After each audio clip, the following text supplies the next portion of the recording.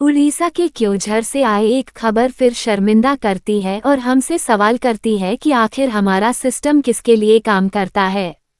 एक गरीब आदिवासी युवक जीतू मुंडा की बहन की 2 महीने पहले मौत हो गई थी। उसकी बहन के खाते में 19,300 रुपये बचे थे। कोई बड़ी रकम नहीं, लेकिन उसके जैसे इंसान के लिए वही जीवन और मौत का फर्क हो सकती थी।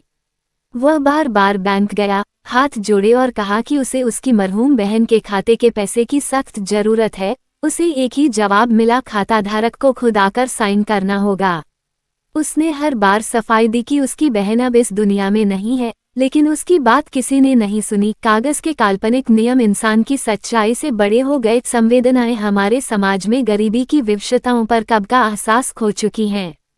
और फिर जो हुआ वह सिर्फ एक घटना नहीं, बल्कि हमारी व्यवस्था पर एक करारा तमाचा है। मजबूरी में एक दिन वह अपनी बहन के कंकाल के अवशेष लेकर बैंक आ पहुंचा, सिर्फ ये साबित करने के लिए कि वह सच बोल रहा था। जरा सोचिए, एक भाई को अपनी बहन की हड्डियां लेकर बैंक क्यों जाना पड़ा। ये सिर्फ एक आदमी की कहानी नहीं है, यह उस संवेदनहीन सिस्टम का चेहरा है जो गरीब, आदिवासी और दलितों के साथ अक्सर ऐसा ही व्यवहार करता है।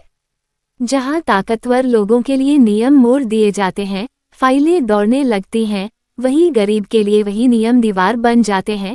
हम खुद को दुनिया की चौथी सबसे बड़ी अर्थव्यवस्था कहकर गर्व करते हैं, लेकिन क्या इस विकास का कोई मतलब है अगर एक गरीब को अपने हक के 19,000 रुपये पाने के लिए अपनी बहन की हड्डियां उठानी पड़ें?